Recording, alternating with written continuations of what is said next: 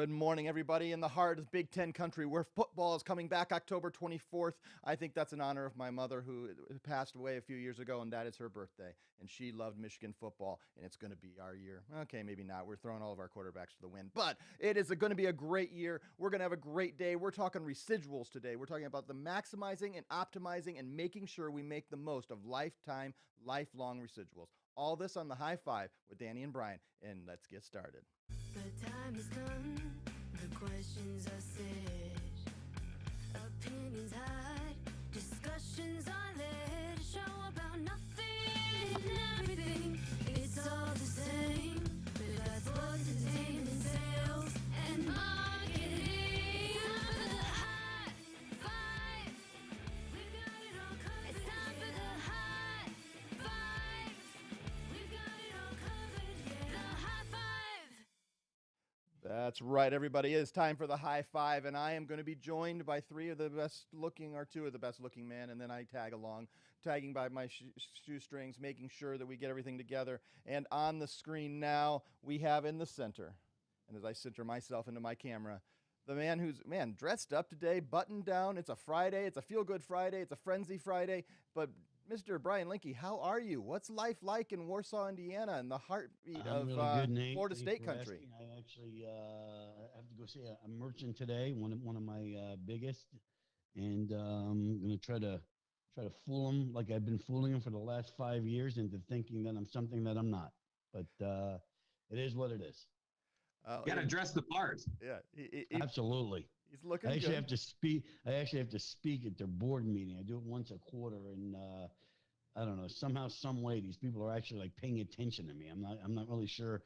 I'm not really sure what, even like what I'm saying, to be honest with you. But somehow I get a bunch of laughs, so they like when I show up. Hey, absolutely. And the man who I haven't even talked to because he was doing business as we got started and we just started the stream and said, hey, we're rolling. But he pulls it out, gets the phone call finished, and now is here. Mr. Danny Shard, how are you, sir? Good morning, guys. Good morning, Nate. Good to be here. Happy Friday. It is Friday, and we're going to talk today about residuals. And let's just start out because just in case, I think most of the people that tune in understand what is residual. But let's start with, because Brian Linke, this is something you've been trying to figure out for a whole life, because some have had residual, some are not. Can you, your definition, the simplest way you can put what is residuals? Well, I guess the easiest thing it's your commission. Yeah. It's how you get paid. And I think the thing that makes this, and again, this is the first time that I've ever had a residual, to where when you wake up and you get out of bed every single day, you're getting paid on those accounts every single month for as long as they process, which is something refreshing for me, because the sales jobs that I've had in the past, once the 30th or the 31st comes and goes, and the first gets up there, the entire board gets erased, and it's a go time again. And then you're getting paid on the deals the following month. So a residual is, it's your commission, but it keeps on coming. And Pay Protect, and I talk to I talk to a lot of guys every single day that I don't get paid. This company doesn't pay me. Pay Protect will pay you for the life of the merchant as long as they are processing, which I think is it's hard for me to believe that it's a unique thing, but it's something that I don't think will ever change. Well, and if you're starting a software company today, let's say Brian just decides to become a software engineer, starts a software company, the thing you're going to hear the key word there is MRR, monthly recurring revenue, something that you can count on and you can budget out that it's going to be. Now, we have monthly recurring revenue. It's called the residual. But, Danny, it's not the same every month. It's based on how much they process and how you price them. Can you just kind of share a little bit of how that revenue is shared and how you actually create that residual, and that residual appears in your bank account every month? Yeah, like you said, it fluctuates based on volume, number of transactions, the pricing structure that you set the merchant up with. There's a lot of different variables that go into determining what the income is over the cost. And there's several residual revenue streams, right, that make up one full residual payment. And depending on the merchant account, it can be 5 to up to 15 or 20 residual revenue streams on a per merchant account. So it's pretty cool.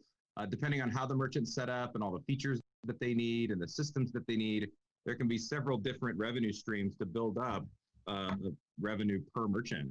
And in regards to the easiest way to explain residual, it's basically continuing to get paid after the work is done, right? And I don't think it's necessarily fair to say after the work is done, because to continue to get paid a residual, you got to maintain the relationships, right? You have to continue supporting these merchants like Brian's doing today, right? That's why he looks so good. It's rare to see him in a button up and looking like this, but I got called handsome today at the gas station. Well, okay, there you go. I mean, you got to look good, and you got to really be out there to support your merchants to continue to earn that residual. But you're not selling anymore necessarily unless you're upselling or trying to get them to get into other solutions just to make the account stickier. More importantly, you're just maintaining the relationship, right? Being there to support the business and have a relationship with the owner and just help them every step of the way. And that's how you continue to earn that residual income. So what I want to spend some time talking today is how to maximize residual. So how to choose the merchants, price the merchants in order to maximize residual, how to keep that residual, and then how to view that residual as an asset. Because some people, it is an asset. You can sell it, you can transfer it, you can choose certain things you can do with that. And so we're going to move forward with that. But let's start with how to maximize residual. So obviously, the more you charge, the more money you make. But what are some of the things maybe that are thought of that are key to maximizing residual, Danny, that are mistakes maybe that a lot of our partners make, maybe in their first couple accounts or maybe for their lifetime if they don't get corrected and they are not maximizing their residual? Yeah, I mean, so there's, I think, really just overselling on the pricing, right? And making it all about pricing when you're not adding enough value to put the rates in that you're worth and that the program and the solutions that you're providing are worth. We often see partners that, either are dealing with a very tough merchant or maybe just fairly new and lack confidence and need to maximize savings to the merchant and really give them bottom of the barrel pricing. We've got a few partners that I'll see the occasional 0 basis points and 5 or 6 cents a transaction. And it's kind of mind boggling, because really what you're doing is you're taking pricing completely out of the equation. No competitor is going to be able to come and compete with that. But also you're not really giving yourself any value there and saying that you're worth anything. So we've got some really good sales partners, and I talk to partners about this often, is if a merchant has a competitive rate and they're not interested in doing a program like cash discounting, if you're adding value to that business, a lot of times you should be able to match or even increase their pricing a little bit because you're adding so much value to the business. And there's a lot of different ways that you can do that. And I think that the partners that go really low are kind of selling themselves short. And there's a few ways to get around it. Well, and I think the idea is to be Apple, don't be the low-end flip phone. And to realize that you are providing value. People pay extra for their high-end Samsung and Apple phones, and they regret when they get the service that they get sometimes from that low phone that they may have paid $100 for. And I think you can provide that value. You have to realize that you are providing value and you have to sell on that value. But Brian, you're talking to, because you're hearing it, you hear the complaint, that comes in from our partners. Oh, I'm not getting paid enough. I'm not getting, well, the work they do on the front end is how much they're going to get paid for the longevity of that account, for the most likely, unless they reprice them. What are things you're hearing? What are things you're always suggesting to them to make sure they do the right pricing? Well, I mean, again, cash discounting has changed the game, right? I mean, we all know that. And, your residual is, Dan, what is it, 3 to 4 times higher than it normally would be? I think that's kind of a ballpark number. But, so if you've, the easy math, I think, is take the volume and multiply it by 1%. So if your merchant's doing $100,000, you multiply it by 1%, you're getting $1,000. PayPerFect's getting $1,000 on a 50-50 split. So obviously cash discounting, but like you said, Nate, I mean, rule number 5, right? Don't sell price. And, again, I think if you get into a pricing war, like Danny just said, 0 basis points and 5 cents or 0 basis point, whatever. I've said this numerous times. I mean, this job, it's not easy to go out and sell this, right? It's not easy to go out every single day, knock on doors, talk to people, and it takes a long time. I mean, and like the beginning to the end, the process to me is like, I mean, how many times you have to go back to the merchant or talk to the merchant? You have to go get the paperwork. You have to go in, with the proposal and it's forever. And if you're not going to make any money on it, I'm just not sure it's even worth it. I mean, I talk to you guys every day. Well, it's a deal. Okay. I get it, but your time has to be worth more than that. And there's other merchants out there, and I understand what you're doing, and I understand it's a deal. But the other thing is, if you're on a free equipment bonus plan, we'll get you the free equipment. The bonus, if the merchant isn't making us enough money or making you enough money, the bonus is going to get bought back. I mean, so now you're spiraling downhill, right? And you don't want to spiral downhill. So sometimes you have to walk away. But again, I think to maximize also, it's something that, there has to be a plan of attack to just go out there and just start knocking on every single door and just going in. I just think you need to do some research, some types of, profile businesses that do cash discounting. We've talked about it, liquor stores, towing companies, those kinds of places that are really going to benefit from cash discounting. I think you just need to go in and, again, and I've talked about him before, but Bradley Alton changed his way of doing business. Doesn't write nearly as many deals, but the deals he's writing are POS deals and cash discounting deals, which are stickier, and therefore he's making more money. Well, and the goal is to make more money. And part of that is, I think this Mr. Shepard, my sixth grade math teacher, I remember specifically when he taught us the importance of compound interest and how much money you can make when the compound interest keeps making.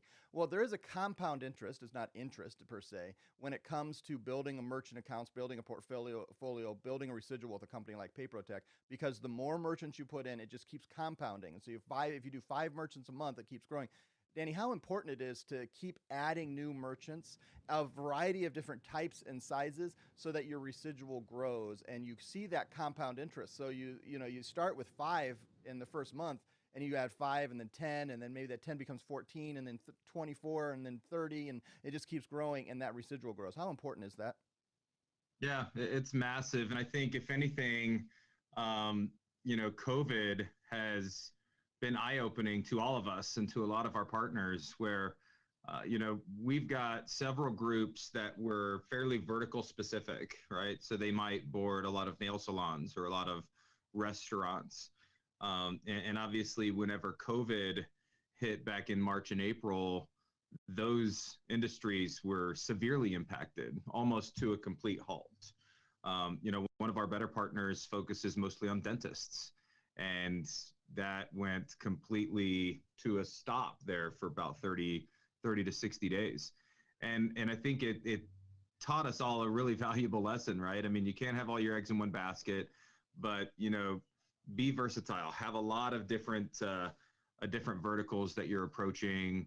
And really, whenever you're doing it the right way and asking for referrals and setting up different referral partnerships and trying some different marketing scenarios, or just simply walking into different types of businesses, you're going to have that wider range of a portfolio that's going to be able to stand up against something like we saw this year, where some industries actually thrived and others really took a nosedive. So I think it's really important, obviously, to keep building, because, hey, businesses go out of business, the competition is out there.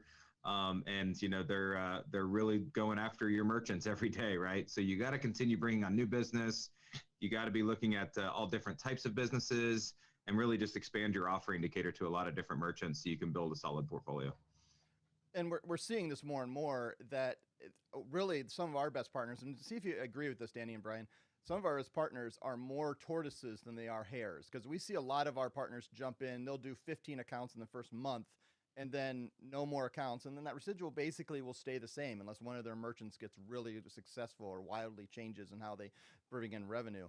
Versus those tortoises who just kind of go slow and steady, add multiple accounts, take care of their accounts, increase their the amount of accounts that stay with them and just lessen their attrition and stay in that 900 range and batting 900 and keeping 90% of your merchants. I really think being a tortoise sometimes long term for making this industry be the maximum amount of impact on your bottom line is going slow and steady. And sometimes that's 5, 10, 15 a month, but gradually building these instead of just trying to be flash in the pan, get 15 accounts and walk out the door. What do you guys think? Well, I mean, basically what you're saying, Nate, is get out of bed and go to work, right? I mean, that's what you're saying. You know, a lot of, like you said, a lot of guys, yeah, they'll come in and write a whole bunch of deals all at once and kind of lay back on their laurels and then you know, they don't understand why they're not making any more money. But yeah, like you said, you know, pace yourself, get out there, but you have to get out there every single day, and you have to get in front of people and talk to people, get referrals, come up with a plan, be industry specific if that's what you choose to do. You know, sell cash discounting, and but do it every single day. And again, you know, it's just like anything else, just like, you know, exercising or something, or dieting or whatever. I mean, there's so many people, you know, January 1st, right? I mean, the YMCA, that's when you know, they have the most amount of they have the most amount of people sign up. Well, by March March 1st, you know, a third of those people are showing up just because, you know, they get in there. Okay, I'm going to get in shape, and they get, you know, they go with it every single day. They're there for 2 or 3 hours. Well, no one's maintaining that lifestyle. No one. You know, it's the same thing as far as as dieting. Okay, you know, people that are, you know, put themselves on. Okay, well, you know what? I like to eat, so you know, I try to eat sensible. For the most part, and then when the weekend comes, you know, a little bit more than that. But so yeah, I mean, I think it goes through. It's the same thing, you know, for everything in your life. Yeah, and we're talking about a couple of different things. I mean, obviously, to build a very large, healthy portfolio is, you know, you've got to do what Brian and Nate you're talking about, right? But the beauty of this industry is how much flexibility it provides to partners that just want to be able to do this part-time, or perhaps take advantage of the 5 to 10 or 15 merchants that they have a great relationship, right? Maybe you currently sell insurance or provide web services or payroll or anything else that you're working with business owners, and you've got a great relationship with them, whether they're friends, family members, just acquaintances. But this industry and a partnership with Papertech really gives you that flexibility to just sign up those 10 and 15. And if that's all you're really in it for, this isn't your primary business, that's okay. You know, because we'll still pay as long as those merchants are processing. Now, we won't say no, Dan. What's that? We won't say no. You won't say no. I mean, you can't necessarily, if it's not your primary business, you don't want to not take advantage of it. So you can, right? You can sign these merchants up. You can get that residual revenue coming in, but you're going to have to maintain it. You're not going to see that portfolio grow. And maybe that's not what you're after, and that's okay. And we've got a lot of flexibility for partners that want to do that too. You know, it's so funny because I talked to a guy the other day who was in, you know, he sells real estate, right? You know, just real estate salesman. And, you know, that's a non-residual sale, right? I mean, that's you go in, you sell a house, and okay, you get your commission and you move on to the next. The other thing is, I mean, that's a lot of nights. It's a lot of weekends. You know, there's not a whole lot of that. I mean, you know, there's a little bit, I guess, in this industry, but for the most part, nights and weekends are for you. And again, I remember when Matt Hoskins told me that you get paid on these accounts every single month. I was like, what? I didn't get it. I didn't understand. Well, are you kidding me? You know, so yeah, so you know, this real estate guy, I'm like, that's what I said to him. I'm like, yeah, you sell the house, you get the commission, awesome. You know, and it's probably a decent sized check, but that's a one-time deal. You know, and once that's over with, we're on to the next. We're in this industry, it keeps on coming, right, Dan? Well, that's right. Let's move that over to the idea of this being an asset that you can actually sell and or take a loan against. You can use this for more than just what you're bringing in monthly, for certain advantageous ways to grow your business. And I don't know that I've met anyone who's been in this business, let's say for a decade or more, that hasn't sold their portfolio to invest in their business at some point. For those who are barely building this, they're constantly looking and strategizing, trying to figure out how to take this. This is something they can sell. Danny, how do you coach people to think of their asset of their residual, and specifically when let's took two things, being selling that, which we'll buy it at any time at a multiple. So explain that. And then also those who you can sometimes take a loan off of this. Yeah, so with your residuals being an asset, you got a lot of options, right? So we've often had partners use that residual income that they're getting on a regular basis once their portfolio is seasoned, and that's any company that's interested in buying your book or a portion of your book or making a loan off of your book wants to make sure that that book is consistently processing, right, and bringing in that revenue so they can get a return on it or ensure you're going to be able to pay back that loan in the given time frame. But it gives you so much flexibility to do that and reinvest and continue to grow your business. We've got one office in particular that already has a solid relationship with another provider, but our cash discount program is so much better. And it's not a conflict for them because they don't have cash discount with this other provider that they work with. So they send us a good portion of their business, and they actually sell half of their book at the end of the year, and it gives them and their staff kind of a big bonus.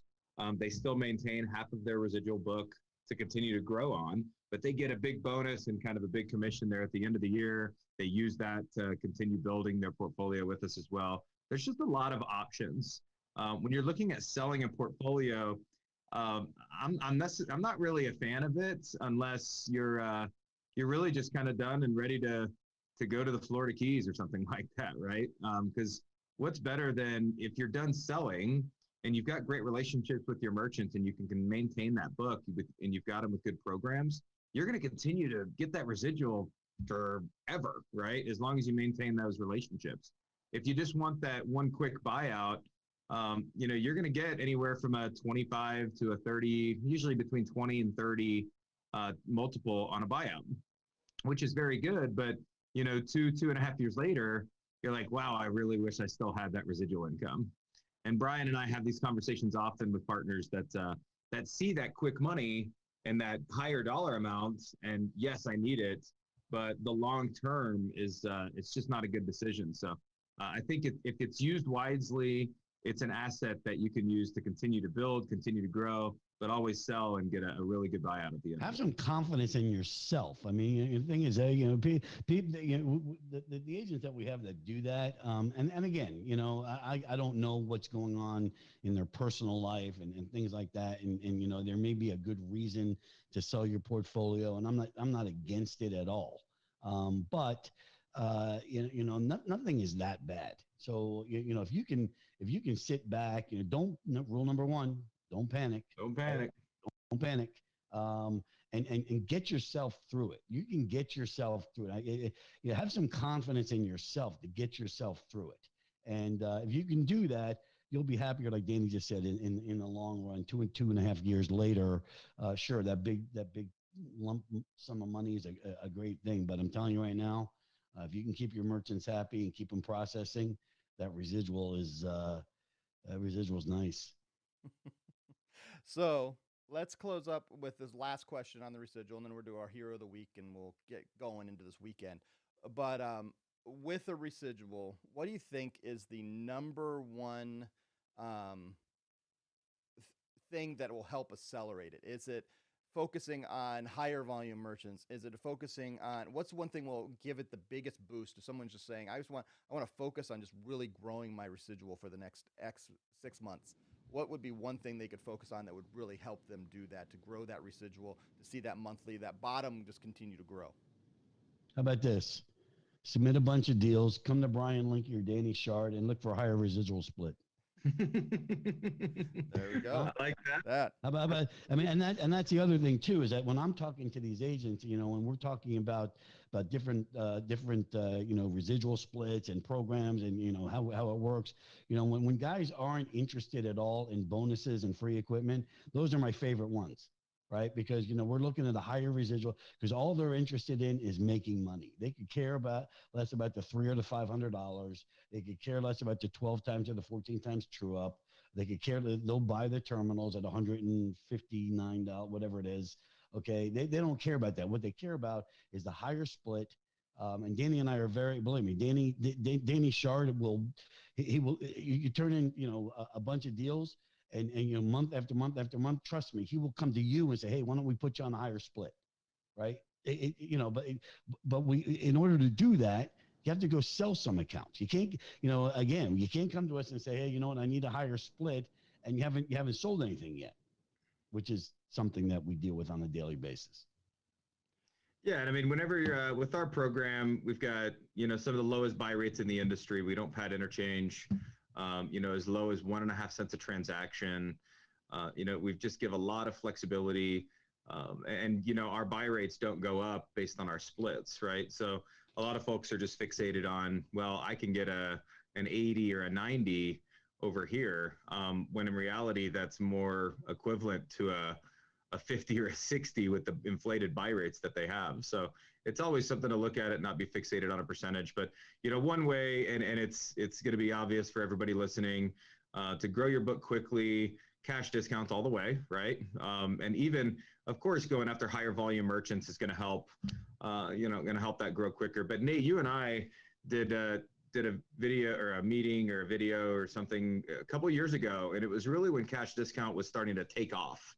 And we talked to partners, and our updated bonus program was just released as well, the new peak bonus program with the 12x up to $5,000 on every deal. And we talked about how with just 10 merchant accounts per year, you can make $100,000. If those 10 merchants accounts are processing over 35 to 40,000 in monthly volume, which aren't incredibly large merchants, right? We're talking kind of mid-level merchants at best.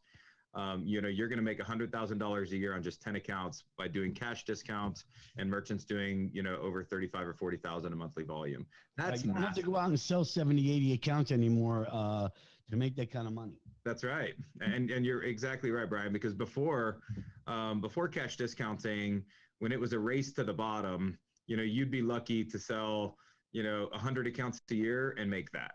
And you'd be hard pressed to do it. You'd probably have to lease equipment and find some additional creative ways to make some other revenue on top of the residual and maybe bonuses that you might get. So cash discounting has just changed the game in a way for partners to make a lot more money, and you can do so with very few accounts. I think that is all right. I promised Danny, Brian, that we need to move because he's got to get to that meeting because he's got a board presentation to do. That don't we all want to see that? Presenting today. I know, getting it all going. So on that, let's get some. A little loud. Let's get some Friday closing thoughts, and maybe if you have a hero, someone you want to celebrate this week. Brian, since you need to get out of here, we'll let you go first, then Danny. At these meetings, people always ask me, including my wife is the one, she's like, do you have a speech? Is there something like you get out and you read? Okay, I've never one time. I have no idea what I'm going to talk about. I have no idea what I'm going to say. Sometimes, not sometimes, all the time, I stand up there and I don't know. I just start talking and I'm not even sure what's coming out of my mouth. But anyway, Andy's going to laugh at this. Hero of the week, okay? We signed a guy this week or last week. Jason Lee Cook is his relationship manager. She's doing an amazing job with him. But a guy by the name of Pete Spaziano is my hero of the week. He's a guy. He had some personal problems years ago. Got through those. Got him approved. He's turned in 4 deals this week, all cash discount. And he was a guy that probably we looked at, Denny and I both, and was, oh yeah, okay, sure, whatever. Okay, but let me tell you something. The guy and all 4 deals have been approved, by the way. Not activated yet because he just did them this week, but my hat's off to Pete Spaziano. Beautiful. All right, Danny Shard, what do you got? Oh, Petey Spaz, I like it. All right. It's been a great week. Middle of the month here in September. Things are just going well. We're cooking right along. Hero of the week, I'm going to have to actually go with my mother. She's a partner with PayProTech. She's actually been working extremely close with another merchant of hers called 902 Bar and Grill, and she's doing all of the online ordering. And let me tell you, she is not a web developer or has any experience doing that. So not only is she still setting up merchant accounts, she's been dealing with probably several hours a day on the online ordering, getting all that ready for this merchant. And to cap it all off, she drove up here and she arrived last night we're having a baby queue for a little baby shower for the birth of our daughter next month. So she does it all. She drove her up from Texas. while she's still working and closing deals. It doesn't get much better than that. So The Helminator. the Helminator. Shout out to you, Mom. The Helminator. All right. And on that, I'm going to shout out to Amy Lund, who I thought this was awesome. Over the weekend, she had an idea for a program that we could roll out in the fourth quarter. She emailed it to Danny and I. I immediately just said, sounds like a good idea. Can we jump on a call? We got on a call on Wednesday, 2 o'clock this afternoon. Danny and I and Billy are on a call to try to make sure we can put this program together. That's what we love, when our partners are proactive, coming up with ideas, giving us suggestions, and then we can jump in together and make this an incredible fourth quarter. Look for that fourth quarter promotion coming in. Amy Lund makes Pay Protect better. Absolutely. Shout out, Amy. Absolutely. All right. On that, the music ended. We're just going to close it out. We say thank you guys for that. Thank you for everything. And hope everybody has a wonderful weekend. High five, everybody. And we'll see you next week. And hey, a new show. Have a good weekend. Look for your email Monday morning. It's already programmed in. There's going to be a new show, 5 minutes every day. You're going to love it. Starting Monday, check your email. It's going to email to you every day. Make sure you get that. It's going to be really good. But this is the High Five. We'll be back next Wednesday, 9 o'clock, unless something else happens. Who knows?